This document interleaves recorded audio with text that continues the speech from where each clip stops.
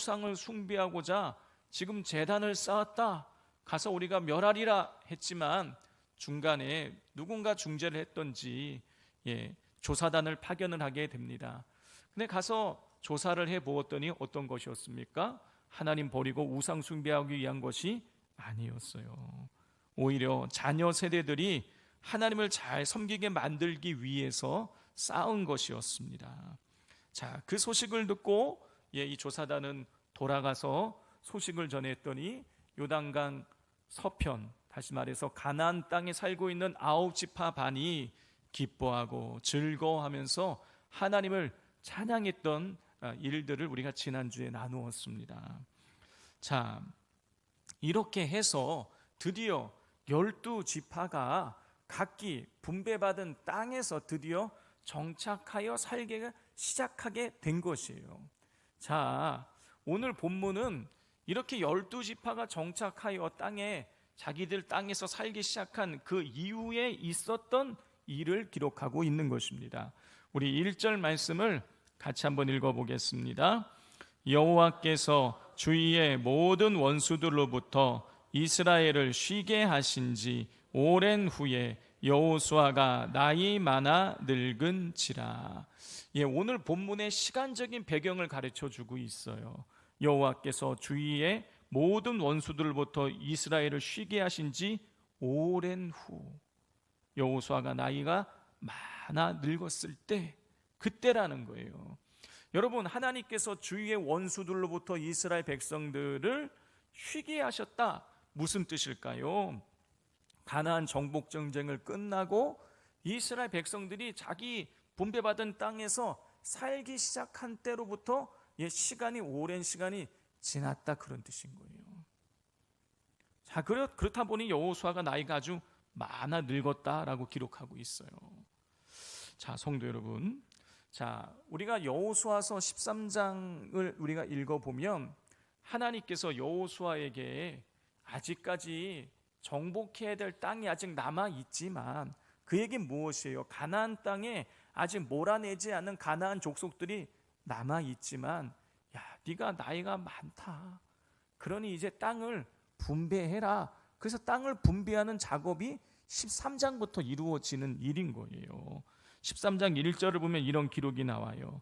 여호수아가 나이 많아 늙으며 여호와께서 그에게 이르시되 너는 나이가 많아 늙었고 얻을 땅이 매우 많이 남아 있도다, 그랬어요. 13장 1절에 여호수아가 나이가 많아 늙었다는 표현이 2번이나 나와요. 13장. 이게 땅을 분배하기 전에 여호수아의 상태였어요. 나이가 많아 늙은 상태였어요. 그런데 오늘 본문 23장 1절을 보면 이 여호수아의 나이가 많아 늙은지라 이렇게 돼 있어요. 그런데 이때 13장에 나이 많아 늙었을 때 요때랑 지금 23장에 나이가 많아 늙었을 때랑 이게 또 차이가 있는 거예요. 중간에 오랜 시간이 지났어요. 1절에 보면 오랜 후에, 시간이 많이 지났어요. 성도 여러분, 땅을 분배하기 전에도 여호수아가 나이가 많았었는데 그로부터 시간이 또 많이 지났단 말이에요. 그러니 정말 많이 나이가 많아서 진짜 늙은 거예요. 우리가 23장인데 24장 보면 여호수아가 죽어요. 그러니까 여호수아가 지금 죽기 직전인 거예요. 죽기 직전인 거예요.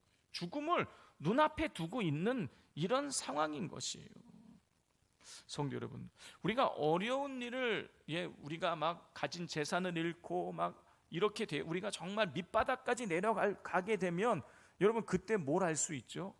진짜 나의 친구가 나를 위하는 사람인지 아닌지를 그때 알 수 있는 거죠. 나를 위하는 척하지만 내가 어려우면 떠나간 사람은 그래서 나를 위하는 사람이 아닌 거죠. 그런데 평소에는 날 잘 도와주지 않던 사람들이 내가 어려웠을 때 도와주는 걸 보면 그 사람이 나 진짜 위하는 사람이구나, 그걸 우리가 그때 알 수 있단 말이죠. 자, 마찬가지로 여러분, 사람이 죽음을 앞에 두게 되면 여러분 진짜 나에게 필요한 것과 필요하지 않은 것이 그때 구분되게 되는 것이죠.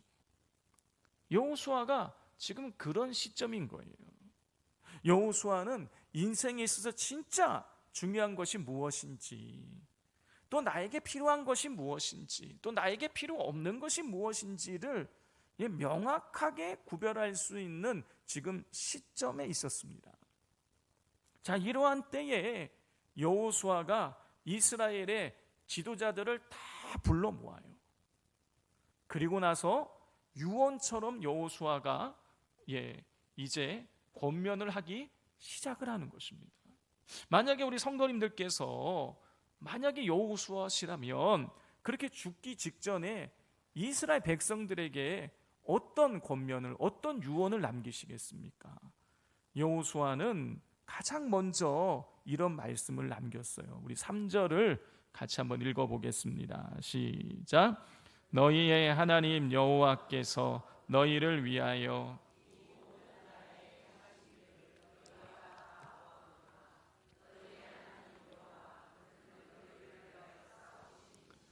여호수아는 죽음을 앞두고 있는 시점에 가장 먼저 하나님께서 이스라엘을 위하여 가나안 땅에서 행하신 일, 다시 말해서 하나님께서 이스라엘을 위하여 싸우신 분이시다라는 사실을 이스라엘 백성들에게 기억시켜요. 상기시킵니다. 성도 여러분, 약 7년여간의 가나안 정복 전쟁에서 나가서 싸운 것은 이스라엘 백성들이었어요. 이스라엘 백성들이 직접 나가서 전쟁을 했습니다. 그래서 싸우다가 죽는 사람들도 발생하기도 했어요. 자, 그런데 지금 이 정복 전쟁을 진두지휘했던 이 여호수아의 고백이 뭐냐면 너희의 하나님 여호와 그는 너희를 위하여 싸우신 이시니라. 여호수아는요, 가나안 정복 전쟁에서 싸우신 분이 하나님이시다. 무슨 이야기예요? 하나님의 은혜로 이 가나안 정복 전쟁에서 우리가 승리하고 땅을 차지하게 되었다는 거예요. 여호수아는 지금 이 전적으로 하나님의 은혜 속에 우리가 여기까지 왔음을 이스라엘 백성들에게 고백하고 있는 것입니다. 성도 여러분, 하나님께서는 이스라엘 백성이 요단강을 건너올 때부터 이 가나안 정복 전쟁의 승패가 하나님의 손에 달려있다는 것을 가르쳐 주셨죠. 여러분, 요단강을 건너올 때에 요단강의 물이 언덕에 넘칠 정도였어요. 물이 많았어요. 물이 많다라는 것은 물이 깊다는 뜻이고 물이 유속이 빠르다는 뜻인 거예요. 여러분, 그때에 사람이 잘못 들어가면 쓸려 들어가 죽게 되는 것입니다. 그런데 하나님께서 뭐라고 말씀하십니까? 이 여호수아에게 야, 제사장들에게 법궤를 짊어지고 요단강으로 들어가서 그 땅을 밟으라 그랬어요. 자, 이거는요, 사람 죽으라고 하는 이야기처럼 들려요. 그런데 여호수아가 한치의 망설임도 없이 제사장에게 명령을 내렸고 제사장들은 법궤를 들고 그 요단강으로 들어가서 요단강을 땅으로 밟았더니, 발로 밟았더니 위에서부터 물이 끊어져서 멈추어서서 그 땅이 마른 땅이 돼서 이스라엘 백성이 요단강을 건너가게 됩니다. 이 가나안 땅을 들어갈 때의 이 요단강 사건을 통해서 하나님께서는 이스라엘 백성들에게 너희가 내 말에 순종하면 너희가 승리하게 될 것이다. 이 가나안 땅의 전쟁의 승리는 나의 손에 달려있는 것이다라는 것을 하나님이 가르쳐 주신 것이에요. 그런데 한 번으로 못 알아들으니까 하나님께서 두 번 더 반복을 시키세요. 첫 번째, 그 다음에 두 번째 나오는 사건이 뭡니까? 여리고성 사건이에요. 여리고성은 성벽이 두껍고 높고 견고한 성이었습니다. 난공불락의 성이었어요. 그런데 이스라엘 백성이 칼 한 번 쓰지 않고 여리고성을 점령하지요. 어떻게 점령할 수 있었던 것입니까? 하나님 말씀에 순종하는 대로 했더니 여리고성이 알아서 무너져 내렸어요. 이 사건을 통해서 또 보여주시는 거야. 이 전쟁의 승패가 너희의 힘에 달려있는 것이 아니라 나에게 달려있는 것이다. 그 다음에 또 아이성 전투를 치르는데 아이성 1차 전투에서 하나님 의지하지 않고 나갔더니 패배를 했고, 그 다음 두 번째 전쟁할 때는 의지하고 나갔더니 승리한 것을 통해서 하나님의 이 가나안 땅의 모든 전쟁이 하나님의 손에 달려있음을 가르쳐 주셨어요. 그래서 이스라엘 백성들은 그 이후에 남쪽 가나안 남쪽 연합군과 그 다음에 북쪽 연합군들과의 싸움을 할 때에도 하나님께서 말씀하신 대로 하나님 명령을 받아 그대로 순종을 해서 전쟁에서 계속해서 승리를 거두었습니다.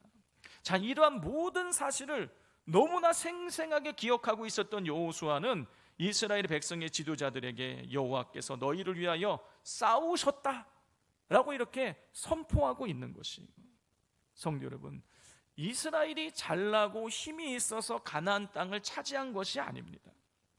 이스라엘이 힘이 있어서 차지한 것처럼 보이지만 하나님께서 이스라엘 백성을 위해서 싸우신 것이었어요.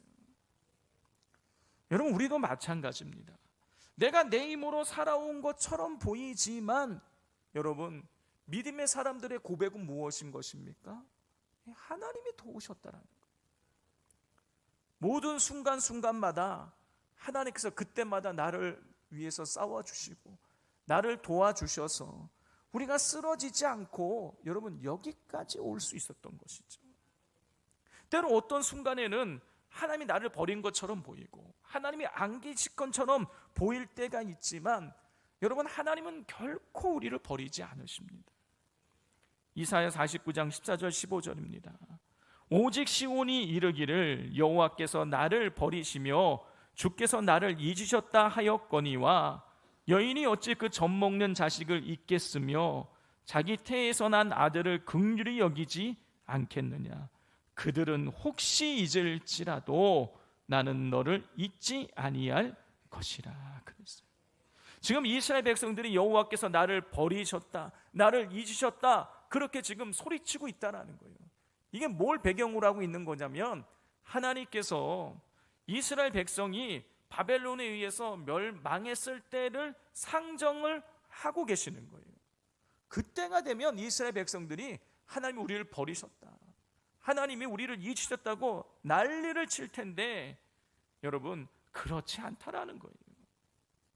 하나님은 이스라엘 백성들이 하나님이 나를 버리시고 나를 잊으신 것처럼 느껴지는 그 순간에도 여인이 어찌 그 젖먹는 자식을 잊겠으며 자기 태인에서 난 아들을 긍휼히 여기지 않겠느냐. 그들은 혹시 잊을지라도 나는 너를 잊지 아니할 것이라.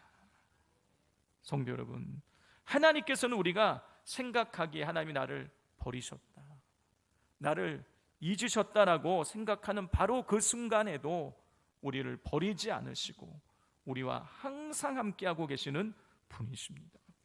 내가 겪는 그 고통을 하나님이 같이 겪으시고 우리가 어려운 시험과 환난을 믿음으로 이겨낼 수 있도록 우리를 도와주시는 분이 우리 하나님이세요. 그리고 우리가 시험 당할 쯤에 피할 길을 내사 우리로 능히 그 시험을 감당하게 하셔 주시는 분도 우리 하나님이십니다. 우리가 홀로 이 세상을 걸어가는 것이 아니라 하나님이 내 곁에 나와 함께 동행하고 계시다고 사실을 여러분 잊지 마시기를 바랍니다. 여러분, 우리가 하나님의 은혜를 받은 은혜를 기억하는 거, 이거 정말 중요한 일입니다. 왜냐하면 그 받은 은혜를 기억하는 사람만이 오늘 그리고 앞으로도 나를 인도해 주실 하나님에 대해서 확신할 수 있기 때문인 것이죠. 자, 우리 5절 말씀을 같이 읽어보겠습니다. 너희의 하나님 여호와 그가 너희 앞에서 그들을 쫓아내사 너희 목전에서 그들을 떠나게 하시리니 너희의 하나님 여호와께서 너희에게 말씀하신 대로 너희가 그 땅을 차지할 것이라.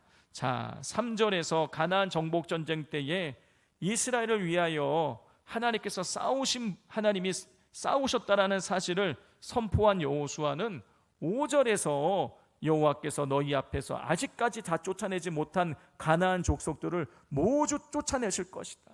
그래서 너희가 가나안 땅을 온전하게 차지하게 될 것이라고 선포하고 있어요. 여호수아는 과거에 이스라엘을 도우신 그 하나님, 과거에 이스라엘 위에서 싸우신 그 하나님께서 앞으로도 도와주시고 싸워주셔서 가나안 땅에 아직까지 남아있는 잔당들을 우리가 다 싸워 이기게 될 것이고 그 땅을 차지하게 될 것이라고 확신하고 있는 것이에요. 성도 여러분, 우리를 여기까지 인도해 주신 하나님께서 앞으로도 우리를 인도해 주실 것입니다. 여러분, 왜냐하면 하나님은요, 어제나 오늘이나 한결같은 분이시기 때문인 거예요. 성도 여러분, 과거에 하나님께서 나를 도와주셨던 그 경험들을 갖고 계시지 않습니까? 여러분, 과거에 하나님이 나를 도와주신 분이시라면 여러분, 그 하나님이 오늘도 나를 도와주실 것이고 앞으로도 우리를 도와주실 것입니다. 여러분, 이 사실을 항상 기억하시고 환난 중에서도 두려움에 떨지 말고 담대하게 믿음으로 승리하시는 우리 성도님들 되시기를 바랍니다. 자, 이렇게 가나안 땅을 차지하게 하신 여호와의 은혜를 상기시키며 앞으로도 하나님께서 이스라엘을 도와주실 것임을 선포한 여호수아는 이제 과거의 은혜를 베푸시고 앞으로도 은혜를 베푸실 여호와 하나님 앞에서 그러면 어떻게 살아가야 할 것인가를 가르치는데요, 오늘 이 6절 이하의 말씀을 읽어보면 여호수아는 긍정 명령과 부정 명령, 무엇을 하라라는 긍정 명령, 무엇을 하지 말라라는 이 부정 명령 두 가지를 통해서 다시 한번 이스라엘 백성들이 하나님 앞에서 어떻게 살아가야 할 것인가를 가르쳐주고 있는데요, 우리는 긍정 명령에 초점을 맞추어서 말씀을 나누고자 합니다. 자, 먼저 우리 6절 말씀을 같이 한번 읽어보겠습니다. 시작. 그러므로 너희는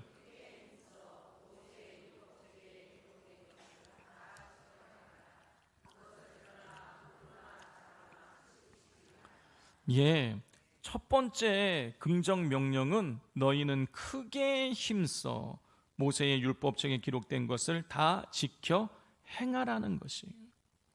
자, 여기서 너희는 크게 힘써 지켜 행하라. 여기서 크게 힘써의 뜻이 뭐냐면 단단히 결심하라라는 뜻이에요. 성도 여러분, 왜 하나님 말씀을 지키기 위해서 우리가 단단히 결심을 해야 되는 것일까요? 여러분, 두 가지 이유가 있어요. 하나는 뭐냐면 첫 번째는 우리 인간이 연약하기 때문인 것입니다. 우리 겟세마네 동산에서 예수님이 기도하러 가셨을 때에 누구를 데려갔죠? 베드로와 야고보와 요한을 데리고 겟세마네 동산에 올라가셔서 기도를 하시게 되셨습니다. 그런데 예수님께서 그들과 같이 올라가셔서 기도하시기 전에 뭐라고 말씀하셔요? 내가 고민하여 죽게 되었으니 너희들 깨어 있으라. 무슨 얘기예요? 깨어서 기도하라. 내가 죽을 지경이다. 그러니 나를 위해서 기도하라. 그렇게 명령을 내리셨어요. 주님께서 친히, 여러분 만약에 친히 여기에 나타나셔가지고 윤성 와우 깨어서 기도하라 와우 이게 만약에 이렇게 우리에게 육성으로 이걸 들려주신다면 왜 눈앞에서 여러분 그 명령에 순종하지 않으시겠습니까? 다 순종할 것처럼 우리 생각이 돼요. 베드로, 야고보, 요한이 직접 들었다니까요. 그런데 어떻게 되었습니까? 잤어요. 기도하지 않고 잤습니다. 정황상 보면 예수님이 3번씩이나 요청하신 것 같아요. 그런데 다 잤어요. 그러자 그 모습을 보고 예수님 뭐라고 말씀하십니까? 마음에는 원이로되 육신이 약하도다. 여러분, 마음에는 원이로되 육신이 약하도다. 여러분, 이 얘기는요, 우리가 육신이 연약해가지고 잠을 잘 수밖에 없습니다, 이런 뜻이 아닌 거예요. 여러분, 이 뜻은 뭐냐면 우리가 육신의 욕구에 대해서 약하다라는 뜻인 거예요.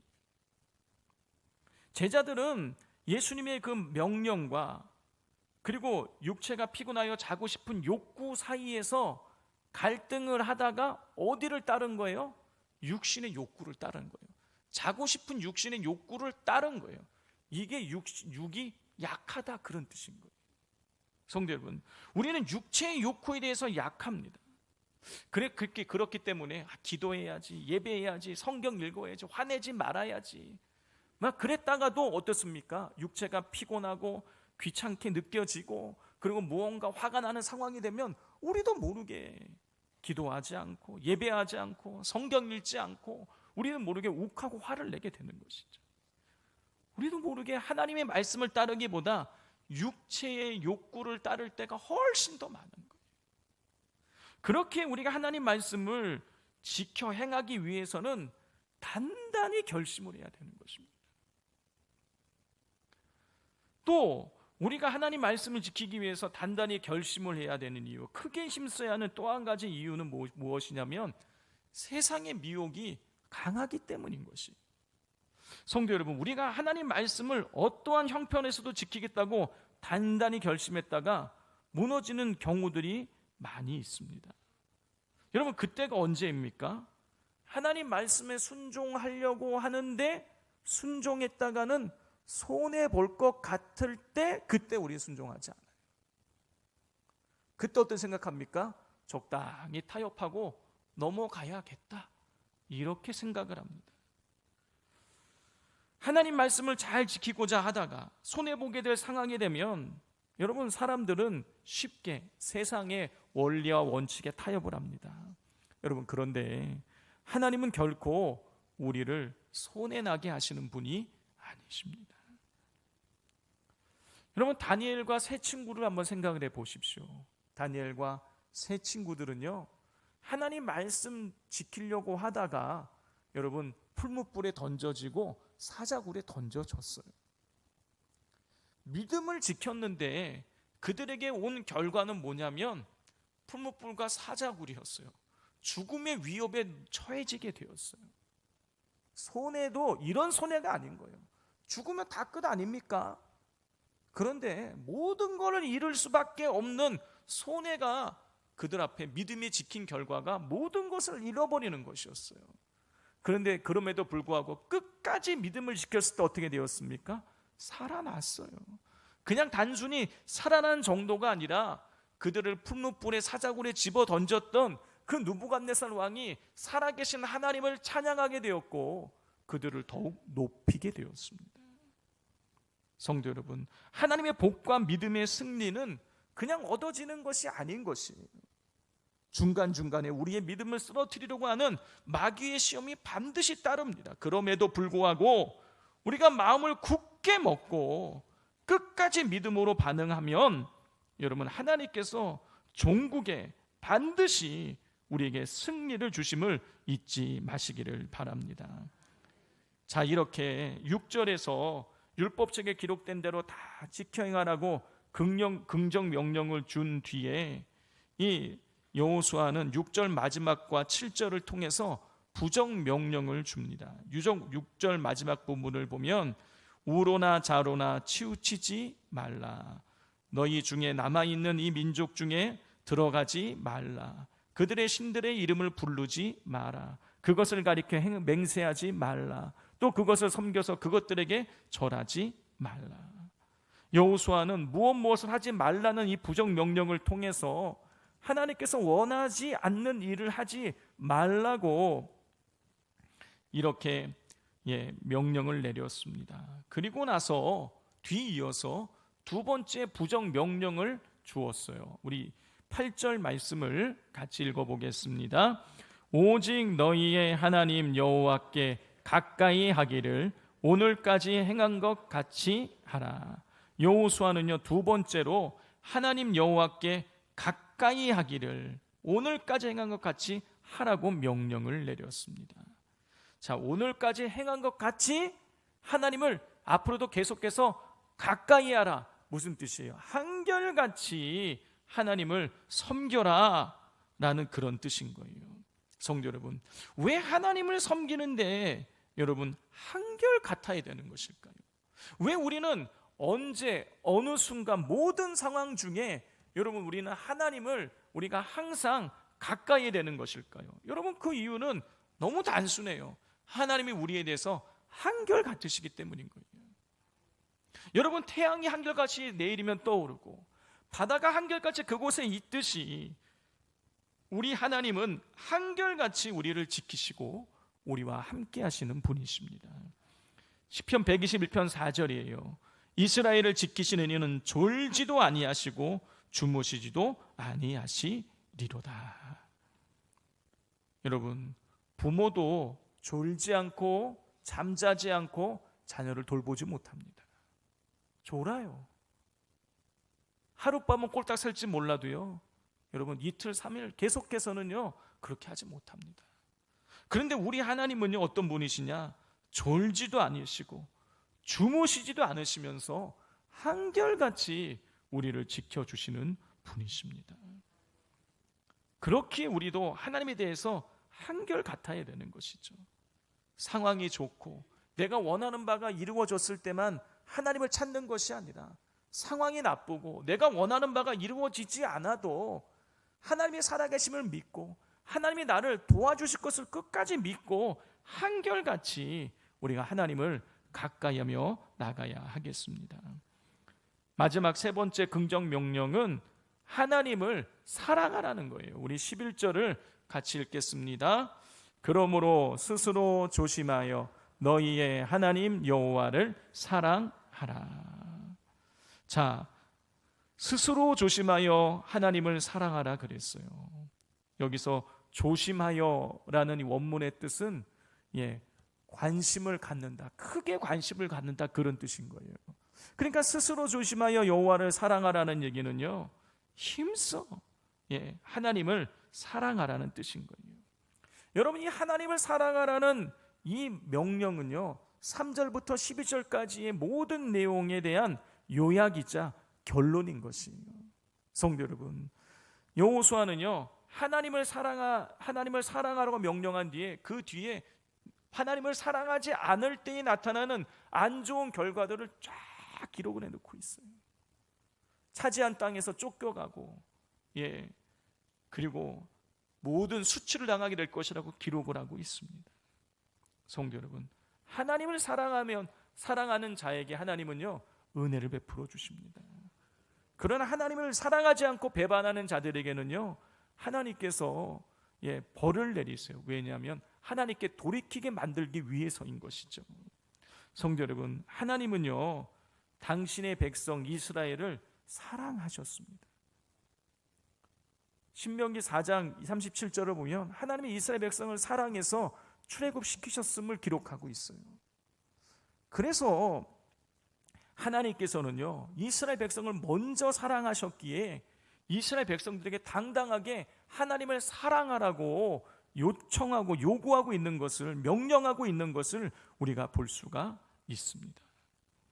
자, 하나님께서 하나님을 사랑하라고 명령하셨다라는 얘기는요 우리에게 사랑하라고 강제하고 있는 게 아니에요.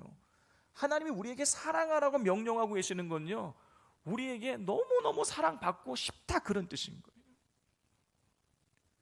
여러분, 하나님이 우리에게 너무너무 사랑받고 싶어서 우리에게 사랑하라고 명령을 내리시는 이 마음이 이해가 되십니까?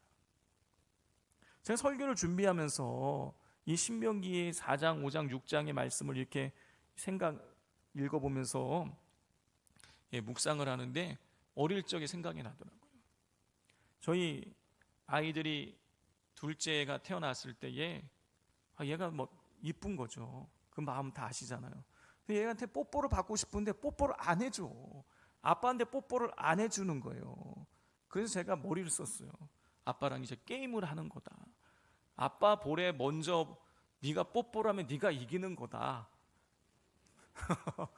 말도 안 되는 게임을 룰을 만들어 갖고 저는 이제 뽀뽀를 안 받으려고 막 노력을 하고 얘는 뽀뽀를 하려고 하고 이렇게 만든 거죠.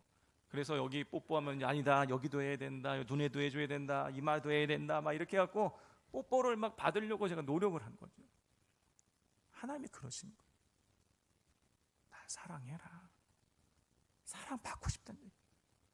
우리가 너무너무 사랑스러워서 우리에게 사랑받고 싶으니까 사랑하라고 그렇게 말씀하고 계시는 거예요. 성도 여러분, 하나님 우리 사랑하십니다.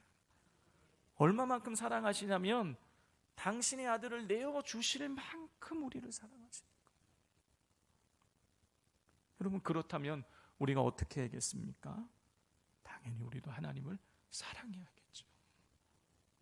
여러분, 사랑하면 모든 것을 다 지키게 됩니다. 사랑하면 저절로 예배하게 되고요, 사랑하면 저절로 기도하게 되는 거예요. 여러분, 마음을 다해서 목숨을 다해서 하나님을 사랑함으로 하나님의 기쁨이 되시기를 주님의 이름으로 축복을 드립니다. 오늘 말씀을 기억하며 함께 우리 고백하며 찬양하겠습니다. 사랑합니다, 나의 예수님.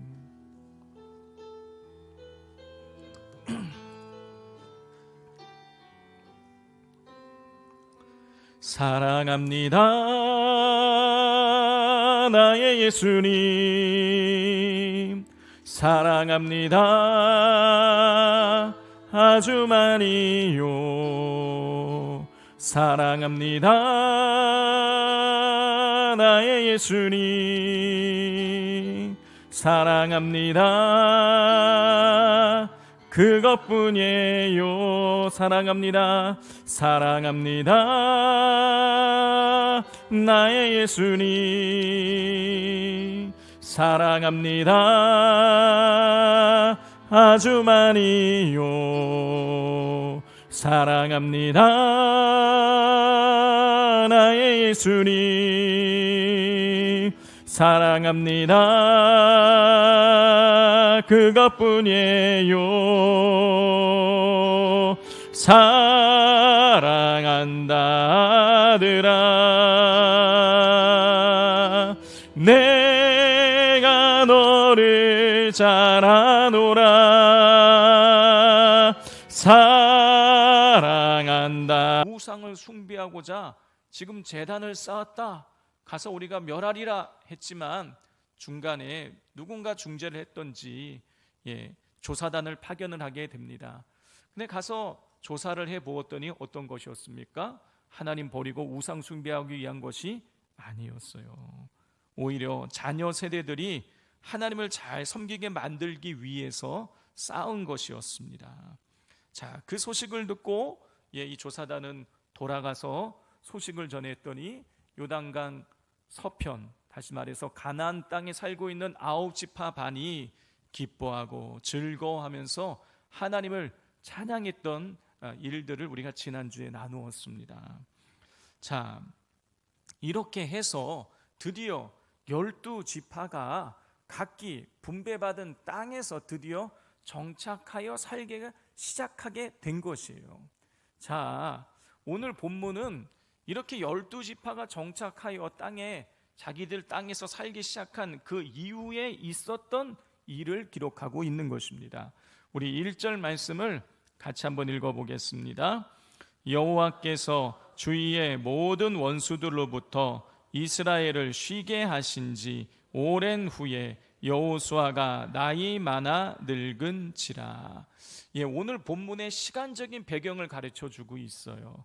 여호와께서 주위의 모든 원수들로부터 이스라엘을 쉬게 하신 지 오랜 후, 여호수아가 나이가 많아 늙었을 때, 그때라는 거예요. 여러분, 하나님께서 주위의 원수들로부터 이스라엘 백성들을 쉬게 하셨다, 무슨 뜻일까요?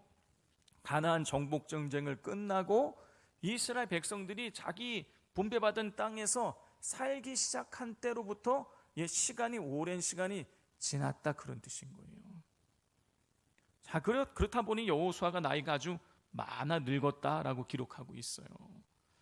자, 성도 여러분, 자, 우리가 여호수아서 13장을 우리가 읽어보면 하나님께서 여호수아에게 아직까지 정복해야 될 땅이 아직 남아 있지만, 그 얘기는 무엇이에요? 가나안 땅에 아직 몰아내지 않은 가나안 족속들이 남아 있지만, 야, 네가 나이가 많다, 그러니 이제 땅을 분배해라. 그래서 땅을 분배하는 작업이 13장부터 이루어지는 일인 거예요. 13장 1절을 보면 이런 기록이 나와요. 여호수아가 나이 많아 늙으며 여호와께서 그에게 이르시되 너는 나이가 많아 늙었고 얻을 땅이 매우 많이 남아 있도다, 그랬어요. 13장 1절에 여호수아가 나이가 많아 늙었다는 표현이 2번이나 나와요. 13장. 이게 땅을 분배하기 전에 여호수아의 상태였어요. 나이가 많아 늙은 상태였어요. 그런데 오늘 본문 23장 1절을 보면 이 여호수아의 나이가 많아 늙은지라 이렇게 돼 있어요. 그런데 이때 13장에 나이 많아 늙었을 때, 이때랑 지금 23장의 나이가 많은 늙었을 때랑 이게 또 차이가 있는 거예요. 중간에 오랜 시간이 지났어요. 1절에 보면 오랜 후에, 시간이 많이 지났어요. 성도 여러분, 땅을 분배하기 전에도 여호수아가 나이가 많았었는데 그로부터 시간이 또 많이 지났단 말이에요. 그러니 정말 많이 나이가 많아서 진짜 늙은 거예요. 우리가 23장인데 24장 보면 여호수아가 죽어요. 그러니까 여호수아가 지금 죽기 직전인 거예요. 죽기 직전인 거예요. 죽음을 눈앞에 두고 있는 이런 상황인 것이에요. 성도 여러분, 우리가 어려운 일을, 우리가 막 가진 재산을 잃고 막 이렇게 우리가 정말 밑바닥까지 내려가게 되면 여러분 그때 뭘 알 수 있죠? 진짜 나의 친구가 나를 위하는 사람인지 아닌지를 그때 알 수 있는 거죠. 나를 위하는 척하지만 내가 어려우면 떠나간 사람은 그래서 나를 위하는 사람이 아닌 거죠. 그런데 평소에는 날 도와주지 않던 사람들이 내가 어려웠을 때 도와주는 걸 보면 그 사람이 나 진짜 위하는 사람이구나, 그걸 우리가 그때 알 수 있단 말이죠. 자, 마찬가지로 여러분, 사람이 죽음을 앞에 두게 되면 여러분 진짜 나에게 필요한 것과 필요하지 않은 것이 그때 구분되게 되는 것이죠. 여호수아가 지금 그런 시점인 거예요. 여호수아는 인생에 있어서 진짜 중요한 것이 무엇인지, 또 나에게 필요한 것이 무엇인지, 또 나에게 필요 없는 것이 무엇인지를 명확하게 구별할 수 있는 지금 시점에 있었습니다. 자, 이러한 때에 여호수아가 이스라엘의 지도자들을 다 불러 모아요. 그리고 나서 유언처럼 여호수아가 이제 권면을 하기 시작을 하는 것입니다. 만약에 우리 성도님들께서 만약에 여호수아시라면 그렇게 죽기 직전에 이스라엘 백성들에게 어떤 권면을, 어떤 유언을 남기시겠습니까? 여호수아는 가장 먼저 이런 말씀을 남겼어요. 우리 3절을 같이 한번 읽어보겠습니다. 시작. 너희의 하나님 여호와께서 너희를 위하여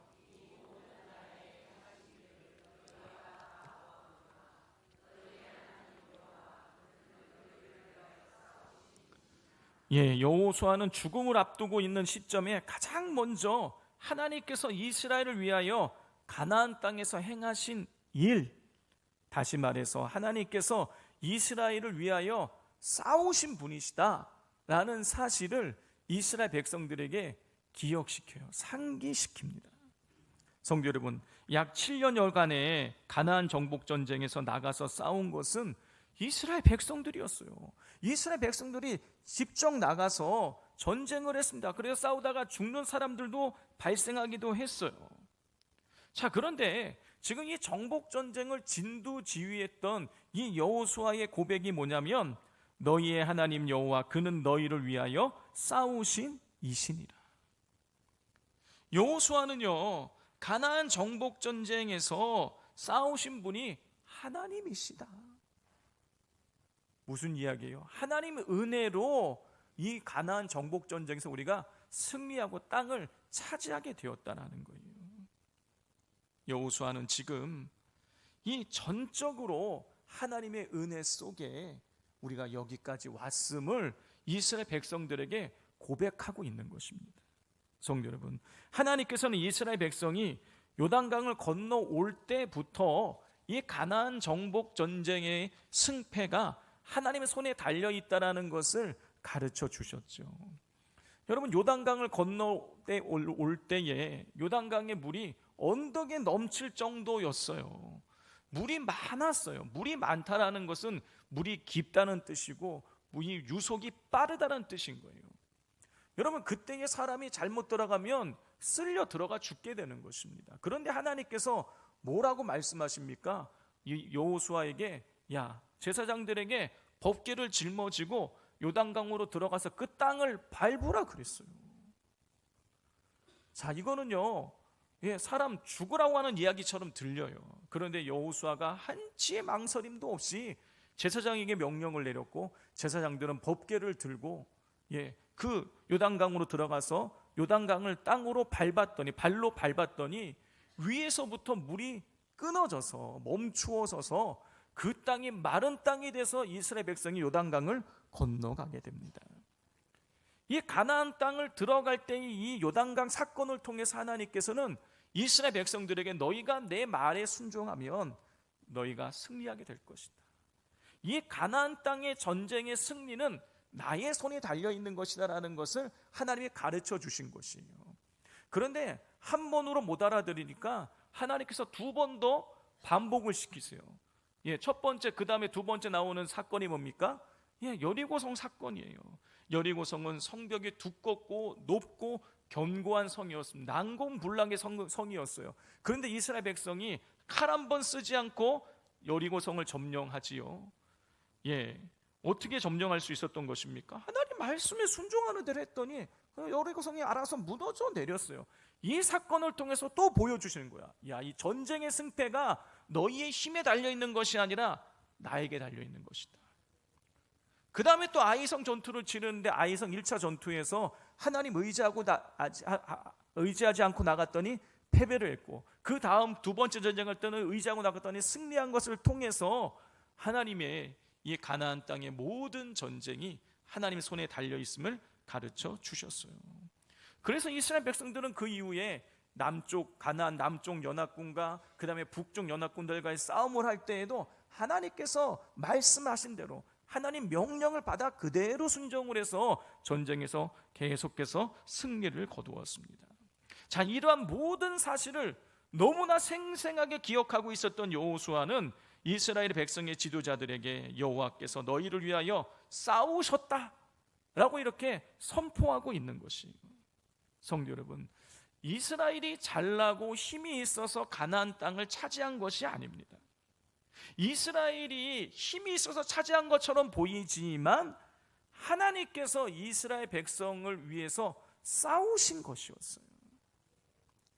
여러분, 우리도 마찬가지입니다.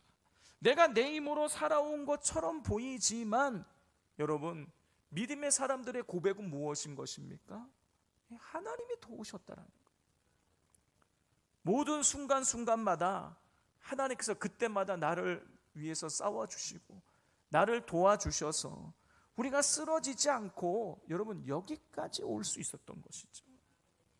때로 어떤 순간에는 하나님이 나를 버린 것처럼 보이고 하나님이 안 계실 것처럼 보일 때가 있지만 여러분, 하나님은 결코 우리를 버리지 않으십니다. 이사야 49장 14절 15절입니다.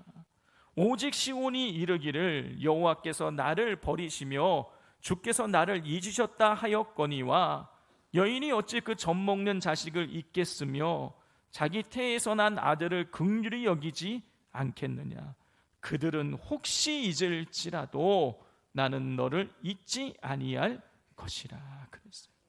지금 이스라엘 백성들이 여호와께서 나를 버리셨다, 나를 잊으셨다, 그렇게 지금 소리치고 있다는 거예요. 이게 뭘 배경으로 하고 있는 거냐면 하나님께서 이스라엘 백성이 바벨론에 의해서 멸망했을 때를 상정을 하고 계시는 거예요. 그때가 되면 이스라엘 백성들이 하나님이 우리를 버리셨다, 하나님이 우리를 잊으셨다고 난리를 칠 텐데 여러분, 그렇지 않다라는 거예요. 하나님은 이스라엘 백성들이 하나님이 나를 버리시고 나를 잊으신 것처럼 느껴지는 그 순간에도 여인이 어찌 그 젖먹는 자식을 잊겠으며 자기 태인에서 난 아들을 긍휼히 여기지 않겠느냐. 그들은 혹시 잊을지라도 나는 너를 잊지 아니할 것이라. 성도 여러분, 하나님께서는 우리가 생각하기에 하나님이 나를 버리셨다, 나를 잊으셨다라고 생각하는 바로 그 순간에도 우리를 버리지 않으시고 우리와 항상 함께하고 계시는 분이십니다. 내가 겪는 그 고통을 하나님이 같이 겪으시고 우리가 어려운 시험과 환난을 믿음으로 이겨낼 수 있도록 우리를 도와주시는 분이 우리 하나님이세요. 그리고 우리가 시험 당할 쯤에 피할 길을 내사 우리로 능히 그 시험을 감당하게 하셔 주시는 분도 우리 하나님이십니다. 우리가 홀로 이 세상을 걸어가는 것이 아니라 하나님이 내 곁에 나와 함께 동행하고 계시다고 사실을 여러분 잊지 마시기를 바랍니다. 여러분, 우리가 하나님의 은혜를 받은 은혜를 기억하는 거, 이거 정말 중요한 일입니다. 왜냐하면 그 받은 은혜를 기억하는 사람만이 오늘 그리고 앞으로도 나를 인도해 주실 하나님에 대해서 확신할 수 있기 때문인 것이죠. 자, 우리 5절 말씀을 같이 읽어보겠습니다. 너희의 하나님 여호와 그가 너희 앞에서 그들을 쫓아내사 너희 목전에서 그들을 떠나게 하시리니 너희의 하나님 여호와께서 너희에게 말씀하신 대로 너희가 그 땅을 차지할 것이라. 자, 3절에서 가나안 정복 전쟁 때에 이스라엘을 위하여 하나님께서 하나님이 싸우셨다라는 사실을 선포한 여호수아는 5절에서 여호와께서 너희 앞에서 아직까지 다 쫓아내지 못한 가나안 족속들을 모두 쫓아내실 것이다. 그래서 너희가 가나안 땅을 온전하게 차지하게 될 것이라고 선포하고 있어요. 여호수아는 과거에 이스라엘을 도우신 그 하나님, 과거에 이스라엘 위에서 싸우신 그 하나님께서 앞으로도 도와주시고 싸워주셔서 가나안 땅에 아직까지 남아있는 잔당들을 우리가 다 싸워 이기게 될 것이고 그 땅을 차지하게 될 것이라고 확신하고 있는 것이에요. 성도 여러분, 우리를 여기까지 인도해 주신 하나님께서 앞으로도 우리를 인도해 주실 것입니다. 여러분, 왜냐하면 하나님은요 어제나 오늘이나 한결같은 분이시기 때문인 거예요. 성도 여러분, 과거에 하나님께서 나를 도와주셨던 그 경험들을 갖고 계시지 않습니까? 여러분, 과거에 하나님이 나를 도와주신 분이시라면 여러분 그 하나님이 오늘도 나를 도와주실 것이고 앞으로도 우리를 도와주실 것입니다. 여러분, 이 사실을 항상 기억하시고 환난 중에서도 두려움에 떨지 말고 담대하게 믿음으로 승리하시는 우리 성도님들 되시기를 바랍니다. 자, 이렇게 가나안 땅을 차지하게 하신 여호와의 은혜를 상기시키며 앞으로도 하나님께서 이스라엘을 도와주실 것임을 선포한 여호수아는 이제 과거의 은혜를 베푸시고 앞으로도 은혜를 베푸실 여호와 하나님 앞에서 그러면 어떻게 살아가야 할 것인가를 가르치는데요, 오늘 이 6절 이하의 말씀을 읽어보면 여호수아는 긍정 명령과 부정 명령, 무엇을 하라라는 긍정 명령, 무엇을 하지 말라라는 이 부정 명령 두 가지를 통해서 다시 한번 이스라엘 백성들이 하나님 앞에서 어떻게 살아가야 할 것인가를 가르쳐주고 있는데요, 우리는 긍정 명령에 초점을 맞추어서 말씀을 나누고자 합니다. 자, 먼저 우리 6절 말씀을 같이 한번 읽어보겠습니다. 시작. 그러므로 너희는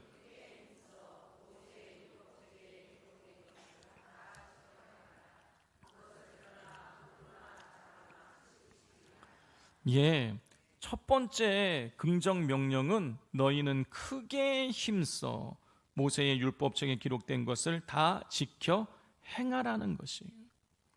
자, 여기서 너희는 크게 힘써 지켜 행하라. 여기서 크게 힘써의 뜻이 뭐냐면 단단히 결심하라라는 뜻이에요. 성도 여러분, 왜 하나님 말씀을 지키기 위해서 우리가 단단히 결심을 해야 되는 것일까요? 여러분, 두 가지 이유가 있어요. 하나는 뭐냐면 첫 번째는 우리 인간이 연약하기 때문인 것입니다. 우리 겟세마네 동산에서 예수님이 기도하러 가셨을 때에 누구를 데려갔죠? 베드로와 야고보와 요한을 데리고 겟세마네 동산에 올라가셔서 기도를 하시게 되셨습니다. 그런데 예수님께서 그들과 같이 올라가셔서 기도하시기 전에 뭐라고 말씀하셔요? 내가 고민하여 죽게 되었으니 너희들 깨어 있으라. 무슨 얘기예요? 깨어서 기도하라. 내가 죽을 지경이다. 그러니 나를 위해서 기도하라. 그렇게 명령을 내리셨어요. 주님께서 친히, 여러분 만약에 친히 여기에 나타나셔가지고 윤성 와우 깨어서 기도하라 와우 이게 만약에 이렇게 우리에게 육성으로 이걸 들려주신다면 내 눈앞에서 여러분 그 명령에 순종하지 않으시겠습니까? 다 순종할 것처럼 우리 생각이 돼요. 근데 베드로, 야고보, 요한이 직접 들었다니까요. 그런데 어떻게 되었습니까? 잤어요. 기도하지 않고 잤습니다. 정황상 보면 예수님이 3번씩이나 요청하신 것 같아요.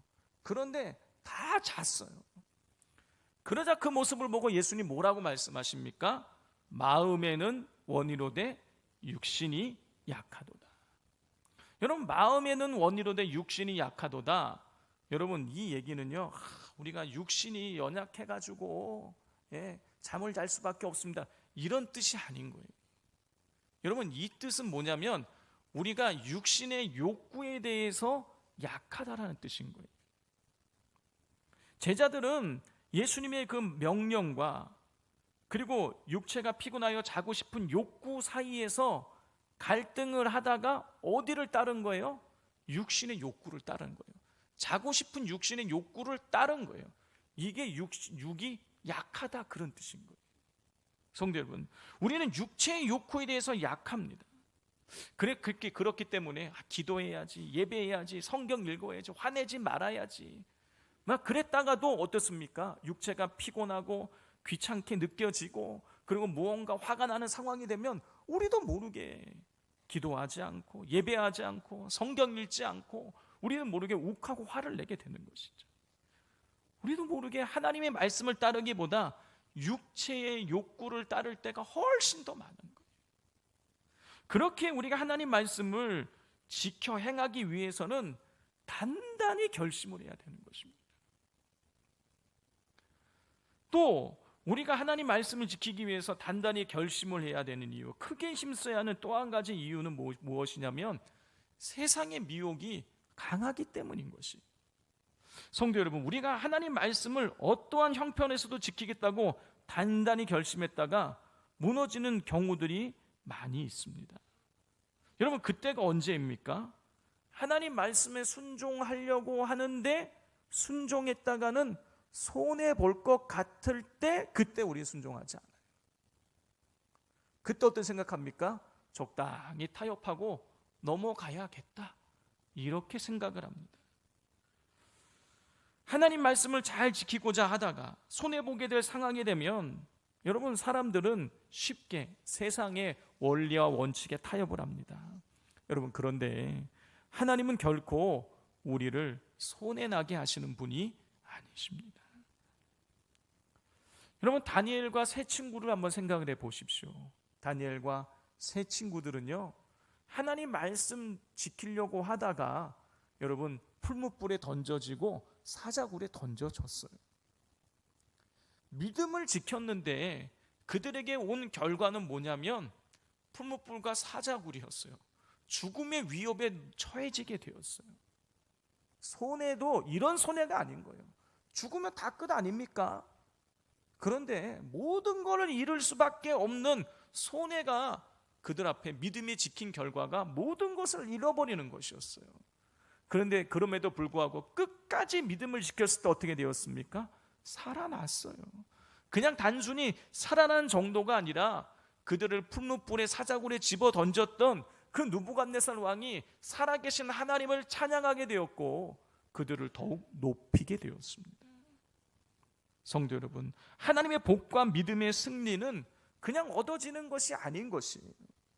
중간중간에 우리의 믿음을 쓰러뜨리려고 하는 마귀의 시험이 반드시 따릅니다. 그럼에도 불구하고 우리가 마음을 굳게 먹고 끝까지 믿음으로 반응하면 여러분, 하나님께서 종국에 반드시 우리에게 승리를 주심을 잊지 마시기를 바랍니다.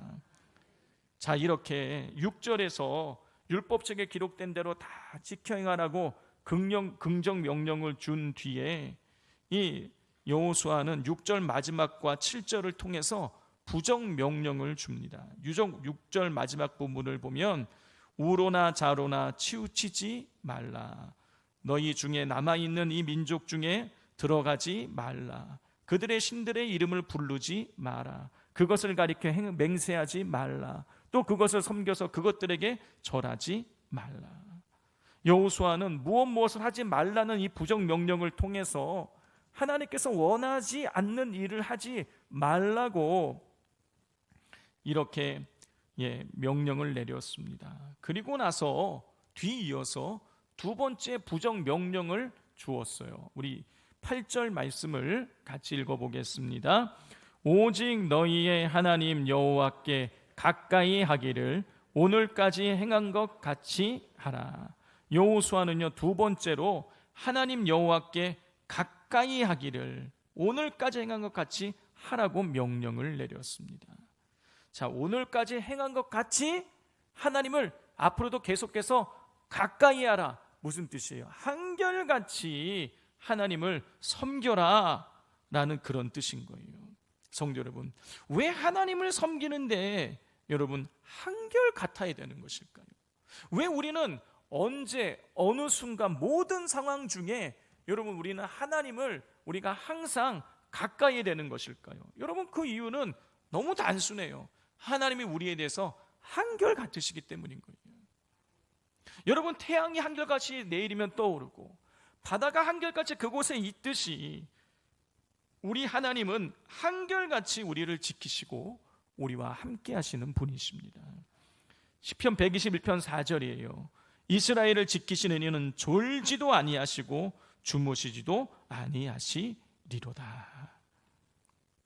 여러분, 부모도 졸지 않고 잠자지 않고 자녀를 돌보지 못합니다.